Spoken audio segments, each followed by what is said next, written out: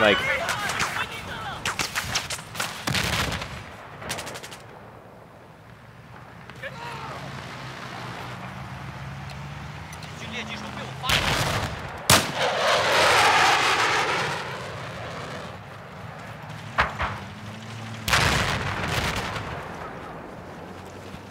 this map is fucking awesome. Hey gamers, Stogie here. Today I'm bringing you guys another Battlefield 4 gameplay video, and in this video I'll be doing some sniping on Paracel Storm.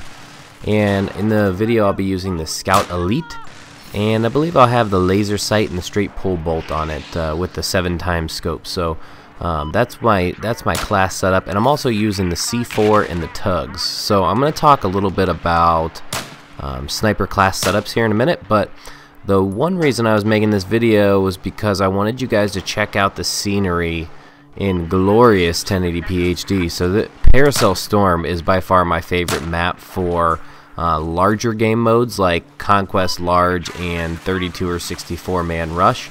This map is just gorgeous, and the dynamic weather in it is unbelievable, man. I mean, look at the sky right there. That is just disgusting. This game, just looking at it makes me want to play it, and that's a really enticing feature for a game, especially an FPS in this genre. There's a lot of games out there like Call of Duty Ghosts and other FPS games that just can't pull you in like this game does visually. So I'm really enjoying it.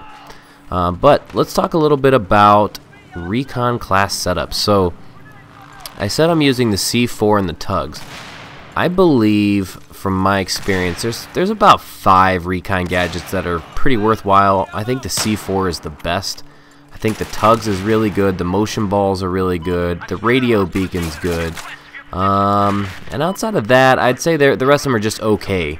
And the tugs I like because you can equip the specializations to give your tugs a larger range. And on maps like this, where your capture points and your rush locations when you're playing rush, they're real isolated, so you can get that tugs down in one spot and it'll spot enemies in a really nice range for quite some time. And if you hide it, even beyond your deaths and whatnot, it'll stay where you placed it. So that's one of the huge features, big improvements to the Recon class. And here you see the weather starting to change from sunny and nice to stormy. But yeah, the Recon class, the tugs and the beacon will now stay after death, which is a huge bonus for you if you can get them placed in a good spot. So to go hand in hand with the tugs and spotting around a certain flag where I'm trying to set up shop and take the enemy out, I have the C4, and that's to deal with any vehicles that might come my way. There's a lot of vehicles in Battlefield 4, and you have to be ready and prepared to go after them.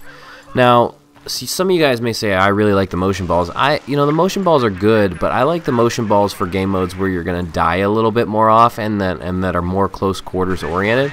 So you can kind of wing them off, and look at this levolution, man. This is so sick. That boat scared the shit out of me when it came roaring into the shore. But what I was saying was, the motion balls I like for smaller maps because you can throw them around and then you run out of them after 3 of them and you'll die and then spawn back and you'll have them again. The tugs you can put down, do your business, and pick it right back up, which is really awesome. So the other setup for reconning that I think is really successful is kind of playing by yourself with the radio beacon. So I'm playing by myself here, but as you can see, like, the ebb and flows in Conquest don't really require a radio beacon on maps like this because it's all spread out. It's so spread out, it's easy to get from one point to another without getting annihilated. But say you're playing something like Operation Locker. If you're playing a map like Operation Locker and you guys are really getting pinned down in your spawn, a recon is the only thing, in my opinion, that's going to get you out of that spawn trap.